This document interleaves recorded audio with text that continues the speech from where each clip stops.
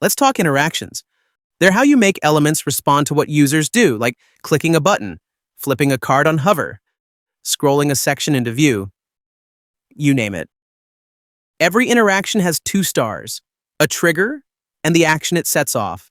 In Mosaic, interactions are built from 5 simple pieces that work together: the trigger element, the interaction type, the trigger, the action, and the target. So let's run through a simple example. The trigger element is the thing the user interacts with, like a button.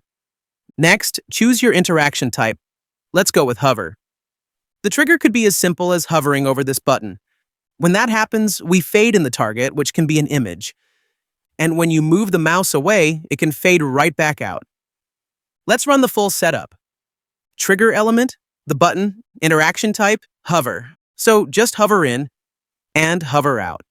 Pretty smooth. Let's actually make something happen. Head over to the Interactions tab, and let's add a brand new interaction. You can choose between simple or continuous interactions. Let's start with simple. Scroll into view is a good starter. Hover it, and a tiny label pops up telling you exactly what it does. And just like that, we've created an interaction. Check out the little lightning bolt in the navigator. That's your sign it's actually added. Into view runs as soon as the trigger enters the viewport, and out of view runs when it exits. Now let's jump into the Interaction tab. Here are all your settings, including the trigger element, also known as what kicks this thing off. Now let's switch to the Action tab. This is the fun part, selecting the target element that will animate. Let's animate this container right here and add our first action to it. You can pick an animation or a direct action. For now, let's hop into the Animation tab. I want this element to fade in, so we'll edit the opacity. Here, you'll see all the fields you can fine-tune for this tween. The initial value is what the element gets the moment the page loads. You could also set this in the Style tab under Opacity, but then your element is basically invisible while editing. Not ideal. So let's undo that for now. Instead, we'll use the initial value here. It applies on page load, but doesn't hide the element while you edit. That's a win-win. Set initial to 0% and 2 to 100%. Now, let's play it. And there it is, a clean fade-in. And just a side note, you can stop the replay anytime with the little stop button next to it. Now let's fade in this other container too. You can add another action the same way, even from the toolbar. But an even easier way is duplicating the action we already made. Just right-click and duplicate. Timeline elements grab the navigator names automatically, but you can rename them for clarity. And just like that, it now says images, which makes a lot more sense for a container full of, well, images. But since it was duplicated, the target is still the first container, so let's change that. Select the other one on the canvas. And just like that, the target updates instantly. Now the action is linked to the correct target, and it disappears too. Let's play the timeline again. A smooth double fade in. Let's add a little delay to the second one. Just drag the tween a bit to offset it. There we go, a subtle delay. Next up, what happens when they scroll out of view? We want them to fade out. Well, you could redo everything from scratch, but duplicating the actions is way faster.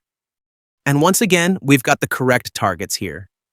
Now, all we need to do is reverse the animation by setting the to value to 0%. The initial can stay as is. Let's repeat that for the other container too. Time to test it. Did you catch that nice fade in? Now let's scroll out of view. Perfect. The fade out works exactly as expected, and it fades back in again when we return. Love that. All right, let's make another interaction. This whole section will be our next subject. Select it and click Add Interaction. We already tried a simple one, so let's level up with a continuous interaction. We'll go with While Scrolling. This one runs while you're scrolling over the trigger element. Now we've got 2 interactions, each with a little lightning icon so you can switch between them anytime with a single click. Super easy to jump around, but let's go back to our second interaction. This section is the trigger, so now we need a target. This left rose element is just what we need. Let's have it slide in from the left. For that, we'll use the Translate X property. To move it in from the left, set the initial value to a negative number. Negative 50% works great. And set the to value to 0%. Now let's test it. Looks good. We can even speed up the animation by lowering the duration. And now the animation completes by the time we reach 50% of the trigger's scroll. Let's animate the other rows on the right. And remember, we can reuse actions we already made. So let's do that again. Since we duplicated it, the target is still the left rows, so let's switch it. Now the right one is the target. To make it slide in from the right, just reverse the values. 50% for initial, and 2 stays at 0%. Let's preview this one too. And yep, it looks great. This animation runs on all devices by default. So yeah, that includes tablets, and of course mobile as well. But maybe you don't want it playing everywhere. Let's see what we can do about that.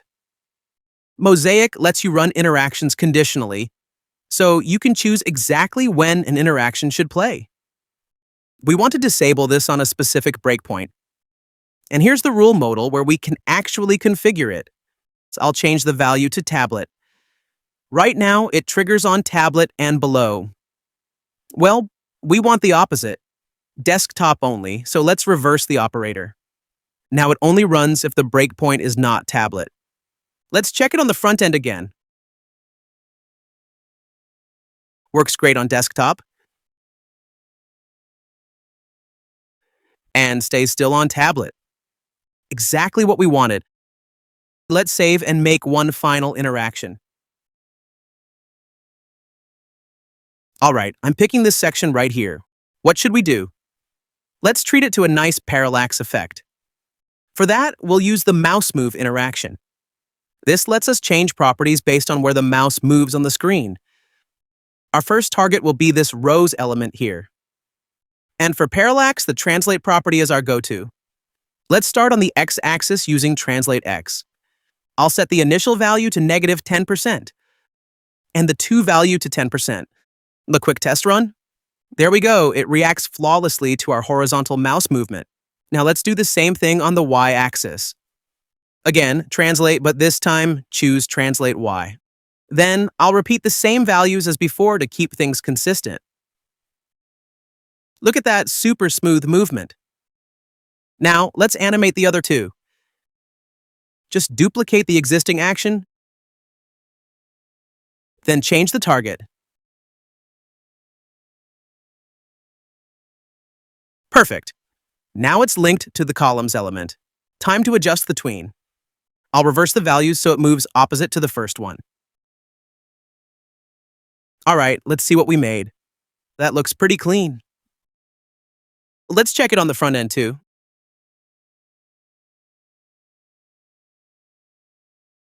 And yep, works exactly as expected. All right, that's it for our interactions walkthrough, and honestly, we barely scratched what's possible. More tutorials are coming, so subscribe if you want to see the cool stuff next. If you enjoyed this, hit the thumbs up, ask away in the comments, and come join our community below.